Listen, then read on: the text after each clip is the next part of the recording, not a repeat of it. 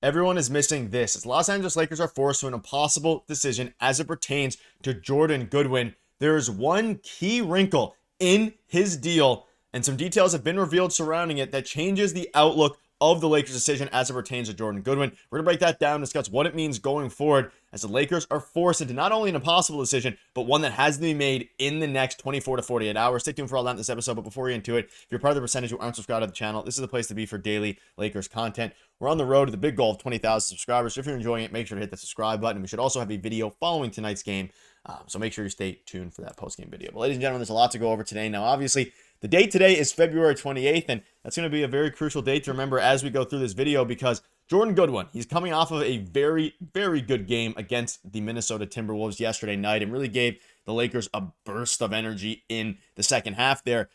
But one of the big question marks going forward, and it has been for a while now, ever since he signed that two-way deal 3 weeks ago, or 3 or 4 weeks ago, is how are they going to go about opening up a roster spot to converting him to a two-way deal and then or to a full-time deal from his two-way deal, and B, how it will work when it comes to the playoffs. And there's a bunch of different things to go over here. So I want to start with this. We can talk about his game yesterday. He had 13 minutes, 7 points, 2 steals, 3 for 5 from the field. Me and Hunter discussed it in yesterday's video, and Hunter and I basically said not only was he a big jolt off the bench, but he is a very good defender. And that's something that in the initial video when the Lakers signed him, I covered that he is kind of more of a two guard at this point as compared to a point guard. And he plays really well alongside Luka Doncic. We saw it yesterday. If the clock is low, you can give it to him for an ISO. We saw an insane ISO yesterday, snatched back into a pull-up midi, which really snapped a brutal stretch of play for the Los Angeles Lakers.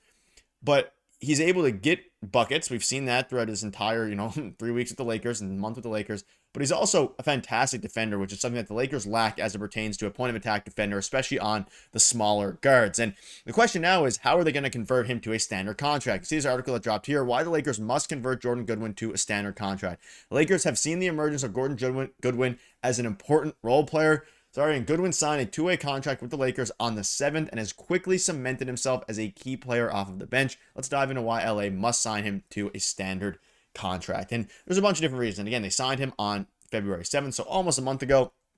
And it's been very interesting. And we talk about his impact. Now, whether you look at the advanced metrics or just watching the Lakers games, you can see the impact every time he's subbed in. And he's gained some of the trust of JJ Redick by watching the games. He's one of the first ones off of the bench at times, depending on what the matchup is and stuff like that, of course, whether Dorian Finney-Smith is starting or on the bench.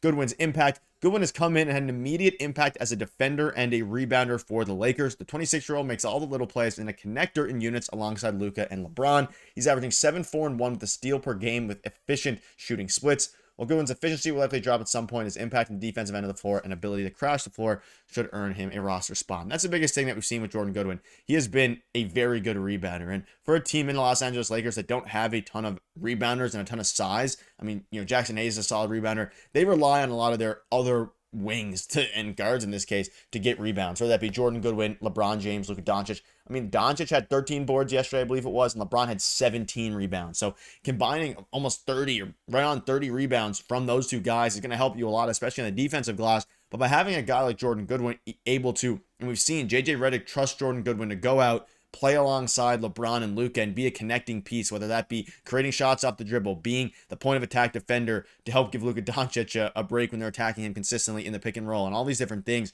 And he's still able to hit his middies, hit his threes. He fits perfectly alongside Luka and a lot better than a lot of us may have initially thought. And as it pertains to the playoff implications, if the Lakers do not convert Goodwin to a standard contract, he'll be ineligible to play in the playoffs. Two-way players cannot play in postseason games. So they have until March 1st to convert, which is tomorrow, to convert Jordan Goodwin to a full-time contract. And that is when, in order to be eligible for the playoffs. And you would assume, given the Lakers' current, structure, and they're not playing a ton of, centers, basically. Just Jackson Hayes. We haven't really seen Alex Len play at all. They've been running a lot of small ball with whether it's Vando at the 5, Dorian Finney-Smith at the 5, and they've been holding their own. They beat the Nuggets, and they had Rui Hachimura as the primary defender against the Nuggets. Of course, we're playing the Timberwolves yesterday, albeit they were out without, Gobert and Julius Randle, and for most of the second half. Despite all that, the Lakers are playing small ball. So I'm not entirely sure if they're going to go out and actually get a center at this point, whether it be a guy like Bismack Biyombo. We've seen a bunch of different names out there. So if not, they are still able, because they gave Alex Len the prorated veterans minimum, they are able to convert him to a full-time contract, a standard contract, Jordan Goodwin, that is, if they open up a spot. Now, the player that you would have to wave is still up in the air, whether that be Shake Milton or, of course, potentially Cam Reddish. You can see this here. While it's clear he's deserving the spot, the Lakers will need to cut a player to do it. Players like Cam Reddish or Markieff Morris are candidates to be released to make way for Goodwin. Although LA should convert into a standard contract before the playoffs, they don't need to do so yet. The longer the Lakers wait, the better, as they'll be able to sign Goodwin on a cheaper prorated minimum. Again, March 1st is the date, the deadline in order for players to be eligible for the playoffs. So they have until March 1st in order to convert him, which means, again, not only do they have March 1st to do that, they also need to figure out who they're going to waive. Now, whether that be Cam Reddish, we've seen him working out. He's gotten into no games. Shake Milton has been benched lately. He hasn't been playing. He's been getting DNPs from JJ Redick.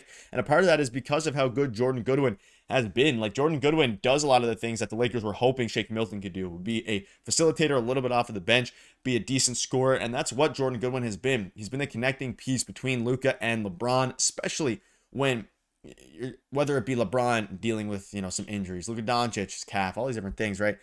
It is going to be interesting to see. So this here from Eric Pincus. Jordan Goodwin is on a two-way, not playoff eligible. The Lakers convert him to a standard contract for the postseason, but we need to cut someone first. LA can do a 2-year deal. He can be on the active roster for 19 total games as a two-way. So now they might go with a two-way deal. They might go with a standard contract.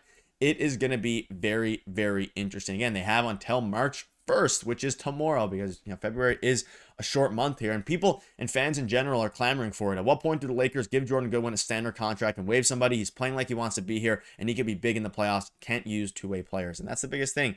He is playing really well. His splits are really good. He's making all the hustle plays, and if you watch him, I don't know anybody else in the Lakers that when it comes to guards that will have the impact that he will. And I mean, the answer is nobody else. I mean, Cam Reddish is a wing, of course, but he hasn't been doing anything. They haven't been playing him.